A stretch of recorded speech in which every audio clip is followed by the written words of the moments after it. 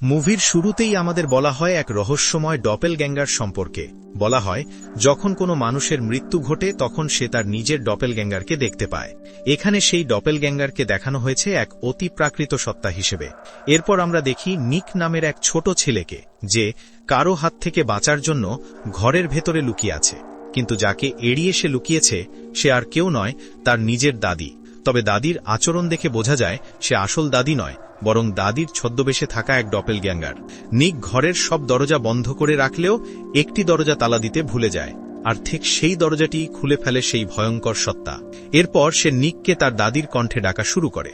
নিক একটু দ্বিধায় দরজার কাছে এগিয়ে যেতেই ডপেলগ্যাঙ্গার তাকে ধরে নিয়ে যায় নিজের সঙ্গে।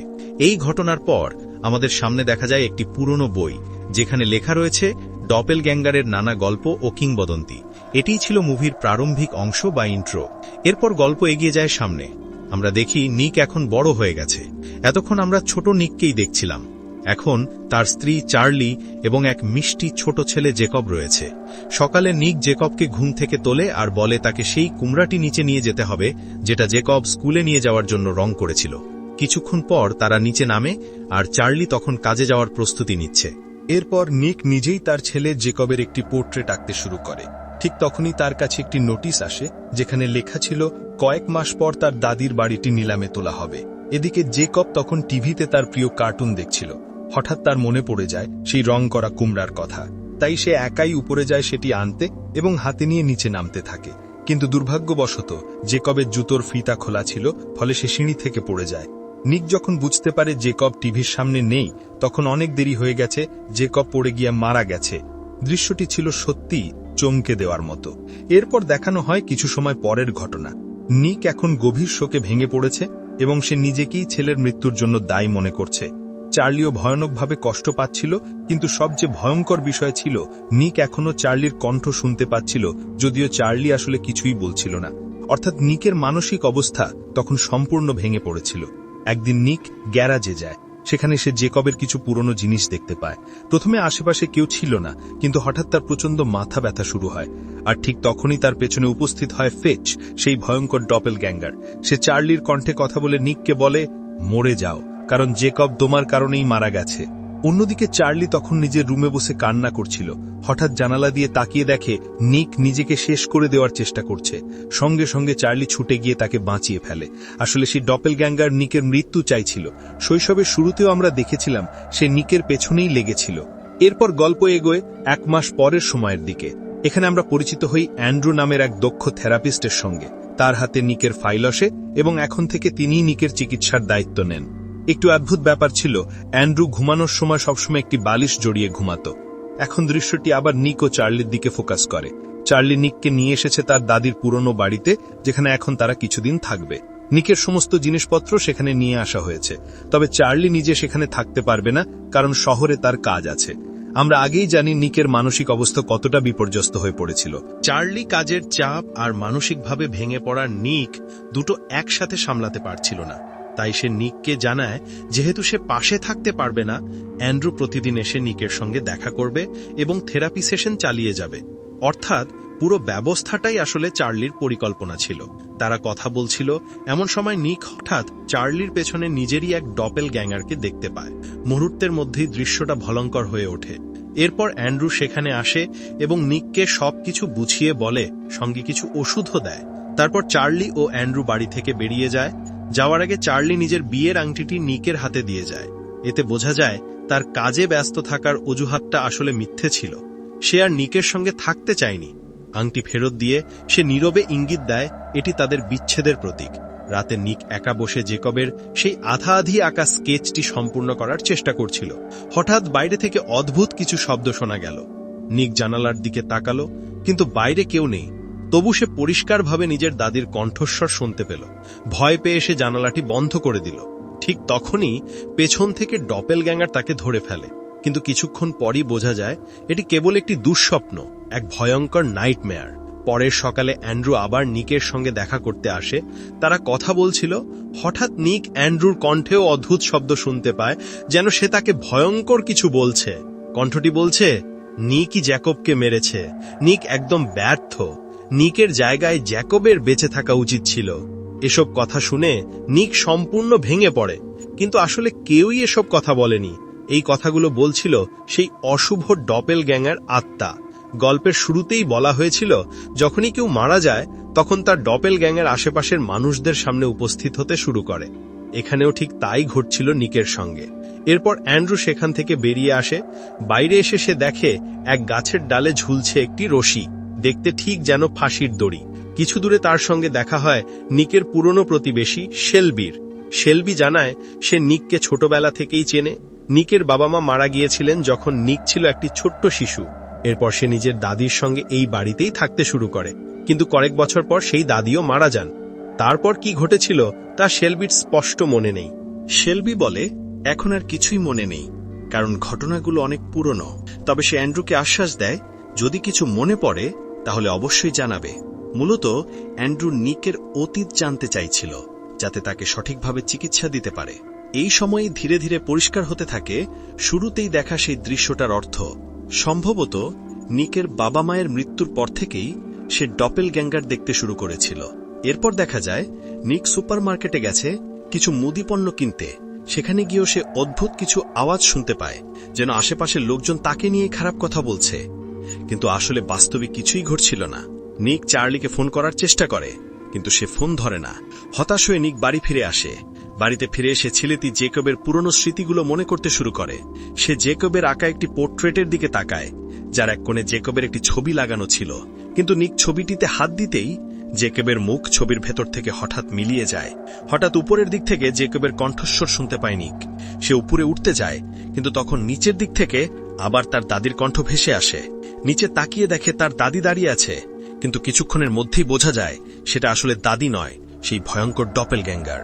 তারপর নিকের সামনে হাজির হয় তার নিজেরই আরেক সংস্করণ, তার ডপেলগ্যাঙ্গার, এবং তার পাশে দাঁড়িয়ে থাকে জেকব, যার মুখটা পুরোপুরি মুছে গেছে। মুহূর্তের মধ্যেই ডপেলগ্যাঙ্গার জেকবকে সিঁড়ি থেকে ফেলে দেয়, আর তাকে বাঁচাতে গিয়ে নিকও নিচে পড়ে যায়। এরপর নিক এক অদ্ভুত স্বপ্ন দেখে, যেখানে জেকবের মুখ সম্পূর্ণ অদৃশ্য। অর্থাৎ নিক এখন আর নিজের ছেলের মুখটাই মনে করতে পারছে না। ধীরে ধীরে তার স্মৃতিগুলো ঝাপসা হয়ে যাচ্ছিল। জ্ঞান ফিরে আসার পর নিক আরো বেশি অস্থির হয়ে ওঠে। সে তাড়াহুড়া করে আঁকতে শুরু করে, যেন চিত্রের মাধ্যমে ছেলের মুখটা মনে করতে পারে। কিন্তু যত আঁকছিল তার মানসিক অবস্থা ততই খারাপ হচ্ছিল। এদিকে চার্লিও গভীর দুঃখে দিন কাটাচ্ছিল, ছেলেকে হারানোর শোকে আর নিকের অবস্থা নিয়ে উদ্বেগে। পরের সকালে অ্যান্ড্রু নিকের সঙ্গে দেখা করতে নিকের বাড়িতে আসে। বাড়ির বাইরে তার দেখা হয় শেলবির সঙ্গে। শেলবি জানায় যে রাতে নিকের দাদি মারা গিয়েছিলেন, সেই রাতে নিক ভয় পেয়ে দৌড়ে তার বাড়িতে এসেছিল। বারবার একটি কথাই বলছিল, দ্য ফেচ। আর নিককে তখন দেখে মনে হচ্ছিল যেন সে কোনো অজানা ভয় বা বিভীষিকায় ভরপুর কিছু দেখেছে। ঠিক সেই জায়গায় দৃশ্যটি কেটে যায়। নিককে দেখে মনে হচ্ছিল সে যেন কারো হাত থেকে বাঁচতে দৌড়ে পালাচ্ছে। আর আমরা তো শুরুতেই দেখেছিলাম সে আসলেই এক ডপেলগ্যাঙ্গারের হাত থেকে পালাচ্ছিল। যাই হোক, এখন দেখা যায় নিক নিজের ঘরের ভেতরে। তার সামনে বারবার ভয়ঙ্কর সব ভীষণ ভেসে উঠছে, যেখানে সে নিজের ডপেলগ্যাঙ্গারকেই দেখতে পাচ্ছে। চারপাশে ঘটে চলেছে অদ্ভুত সব ঘটনা, আর বাস্তব আর কল্পনার সীমারেখা যেন পুরোপুরি মুছে গেছে তার কাছে। এরপর নিক আর অ্যান্ড্রু মিলে বাড়ির পুরনো জিনিসপত্র গুছিয়ে উঠানে বা ছাদের ঘরে রাখতে শুরু করে। নিক অ্যান্ড্রুকে বলে নিচে গিয়ে কিছু বই নিয়ে আসতে। অ্যান্ড্রু নিচে গেলে ঠিক তখনই নিক আবার নিজের ডপেলগ্যাঙ্গারকে দেখে, যে সোফার নিচে লুকিয়ে আছে এবং ভয়ঙ্কর সব কথা বলছে তাকে। ঠিক সেই সময় অ্যান্ড্রু বইগুলো নিয়ে ওপরে আসে। তার হাতে থাকা বইগুলোর মধ্যে একটি দেখে নিক চমকে ওঠে। সেটি হলো সেই বই যা সিনেমার একদম শুরুতে দেখা গিয়েছিল, দ্য ডক্টরস ফেচ।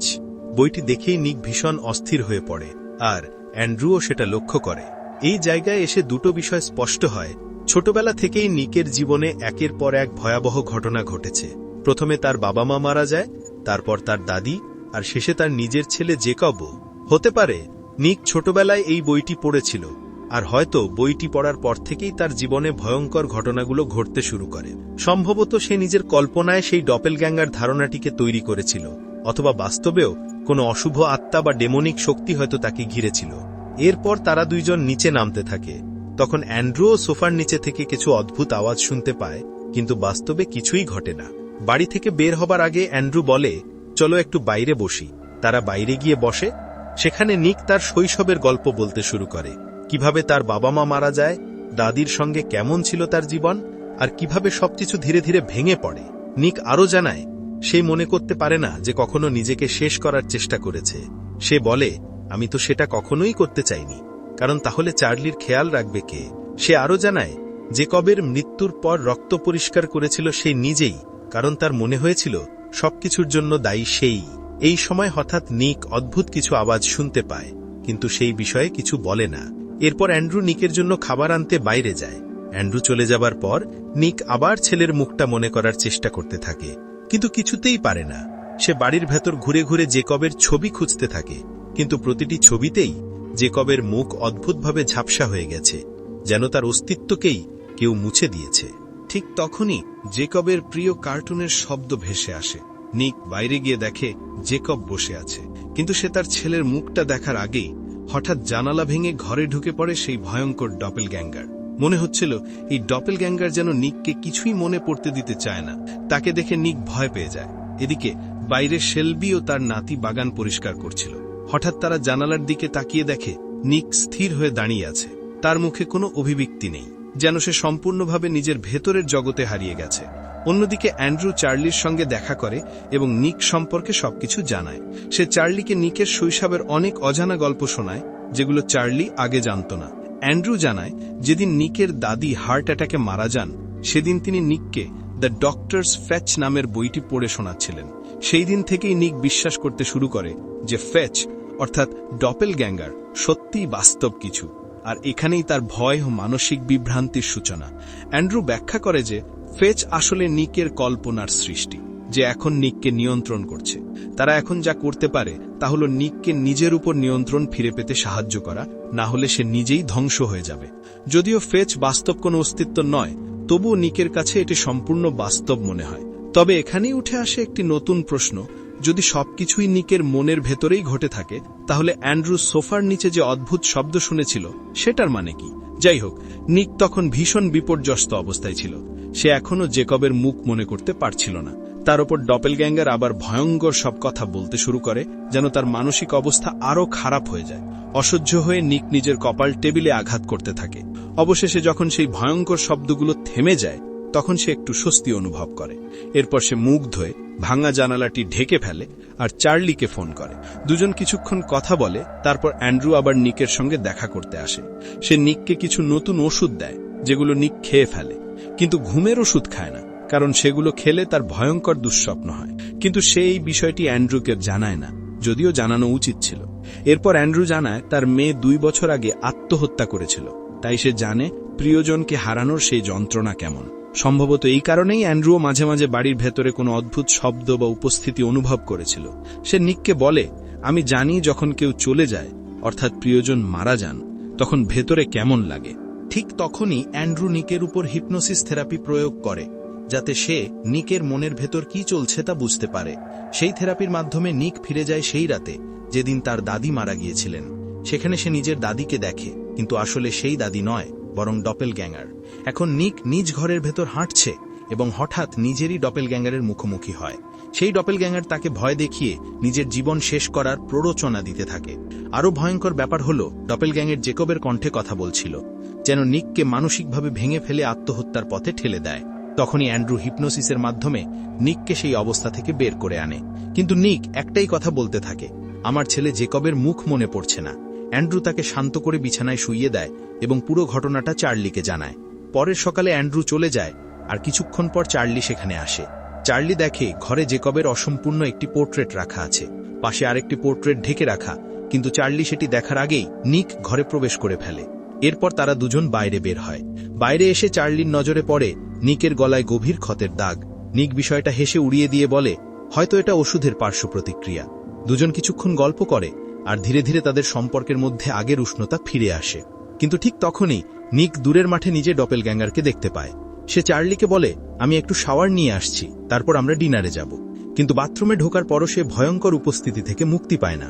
ডপেলগ্যাঙ্গারের কণ্ঠ ক্রমেই স্পষ্ট হতে থাকে, যেন ঘর জুড়ে প্রতিধ্বনি হচ্ছে। এদিকে বাইরে শেলবি তার নাতিকে নিয়ে আসে এবং চার্লির সঙ্গে আগে সেই রাতের কথা বলতে শুরু করে, যেদিন নিক জানালার পাশে স্থির হয়ে দাঁড়িয়েছিল। তারা কথা বলছিল, আর ভিতরে নিক দ্রুত পোশাক পরছিল। তখনই দেখা যায় তার পুরো শরীরে আঘাতের দাগ, যেন কারো সঙ্গে লড়াই করেছে। হঠাৎ করে সে চার্লির বিয়ের আংটিটা টেবিল থেকে ফেলে দেয়, যেন নিজের নিয়ন্ত্রণ হারিয়ে ফেলেছে। তারপর নিক বাইরে বের হয় এবং শেলবির নাতিকে দেখে। মুহূর্তের মধ্যে সে ছেলেটিকে জেকব ভেবে ফেলে এবং তাকে তুলে বাড়ির দিকে নিয়ে যেতে চেষ্টা করে। চার্লি দ্রুত ছুটে এসে নিককে এক চড় মারে, তাতে নিক কিছুটা বাস্তবে ফিরে আসে। শেলবি আতঙ্কিত হয়ে তার নাতিকে নিয়ে তৎক্ষণাৎ চলে যায়। চার্লি হতবম্ব হয়ে নিককে জিজ্ঞেস করে, তুমি এটা কেন করছো? কেন এমন আচরণ করছো? ঠিক তখনই নিকের সামনে ডপেলগ্যাঙ্গার এসে বসে পড়ে। সে নিকের উপর সম্পূর্ণ নিয়ন্ত্রণ নেওয়ার চেষ্টা করতে থাকে।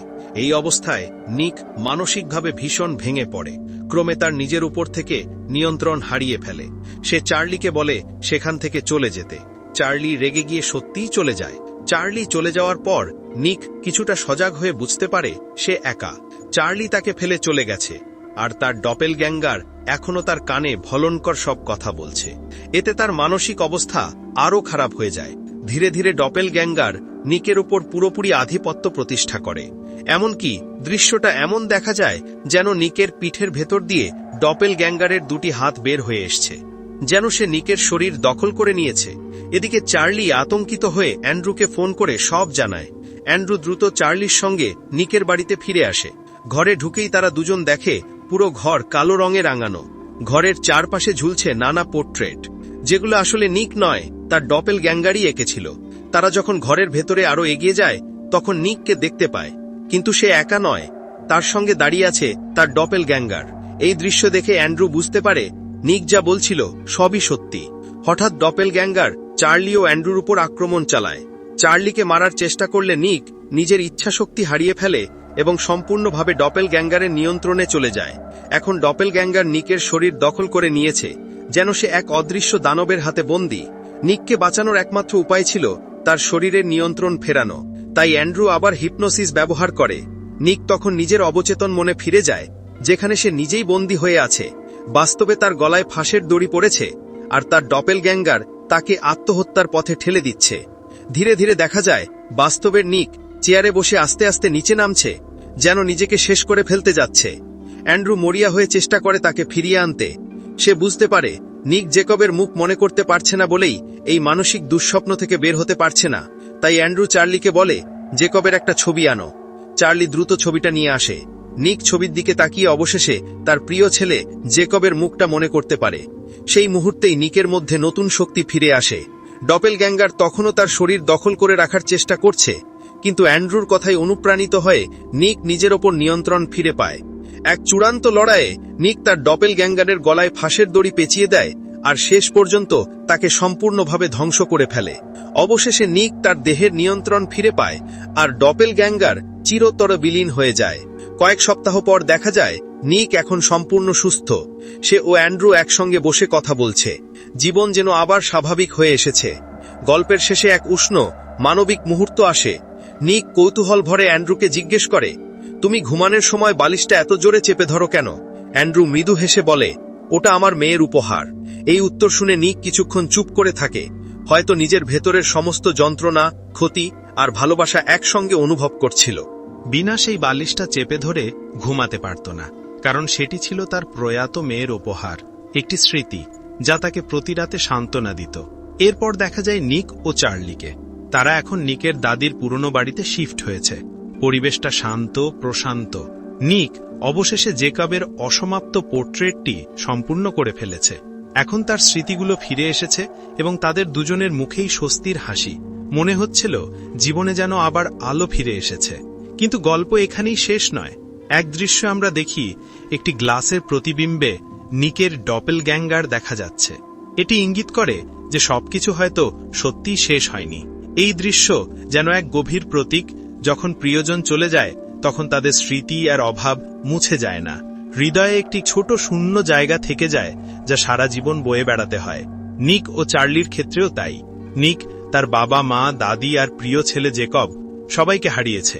সেই যন্ত্রণা ও অপরাধ বোধ তাদের জীবনে চিরকাল কোনো না কোনোভাবে রয়ে যাবে। এই মুহূর্তে হঠাৎই দৃশ্য কালো হয়ে যায়, আর বুম, এভাবেই দ্য টুইন্স সিনেমার গল্প শেষ হয়। বন্ধুরা, এই ছিল দ্য টুইন্স সিনেমার সম্পূর্ণ গল্প। এক মনস্তাত্ত্বিক হরর ফিল্ম যা একই সঙ্গে ভয়, মানসিক কষ্ট আর অপরাধ বোধের প্রতীক। আমার মতে এখানে ডপেলগ্যাঙ্গার বাস্তব কোনো সত্তা নয়, বরং এটি নিকের মনের গভীরে জন্ম নেওয়া এক ভ্রম। ছোটবেলা থেকেই নিক অনেক কষ্টের মধ্যে দিয়ে বড় হয়েছে। সে দ্য ডক্টরস ফেচ বইটি পড়ে এই ধারণাগুলো নিজের মনে গেঁথে নিয়েছিল এবং জীবনের বাস্তব ঘটনার সঙ্গে সেগুলো মিশে গিয়েছিল। তার প্রিয় ছেলে জেকবের মৃত্যুর পর এই মানসিক চাপ ও অপরাধবোধ চরমে পৌঁছায়। চার্লি তখনও জানত না নিকের মনের ভেতরে কতটা যন্ত্রণা জমে আছে, তাই তার পক্ষে সঠিকভাবে সাহায্য করা সম্ভব হয়নি। অন্যদিকে অ্যান্ড্রুও একসময় নিজের মেয়েকে হারিয়েছে, তাই নিকের মতো তিনিও সেই যন্ত্রণা অনুভব করতে পেরেছিলেন। এই কারণে অ্যান্ড্রুর কাছেও সেই ডপলগ্যাঙ্গার বাস্তব বলে মনে হয়েছিল। এটি আসলে তাদের মনের কষ্ট ও অপরাধ বোধের প্রতিফলন। আমার বিশ্বাস, গল্পে কোনো বাস্তব ডপলগ্যাঙ্গার ছিল না। সবকিছুই নিক ও অ্যান্ড্রুর মানসিক ভেতরকার লড়াইয়ের প্রতিরূপ। চার্লি হয়তো একসময় নিককে ছেড়ে যেতে চেয়েছিল, কিন্তু সে ভুল বুঝতে পারে এবং শেষে ফিরে আসে, কারণ এই ধরনের মানসিক আঘাত সহজে সারে না, বছর বছর সময় লাগে। শেষে দেখা যায় নিক এখন তুলনামূলকভাবে ভালো আছে, কিন্তু গভীরে তার সেই অপরাধবোধ, সেই দুঃখ এখনও এক ক্ষীণ ছায়া হয়ে বেঁচে আছে, যা ডপেলগ্যাঙ্গারের রূপে রয়ে গেছে। এটি তার নিজের মনের অন্ধকার দিক, যে তাকে মনে করিয়ে দেয় তোমার প্রিয়জনদের হারানোর দায় তোমারই। এইভাবেই দ্য টুইন্স শেষ হয়, একটা গল্প হিসেবে নয়, বরং মানুষের মনের গভীর ব্যথা, অপরাধবোধ এবং ভালোবাসার প্রতিধ্বনি হিসেবে।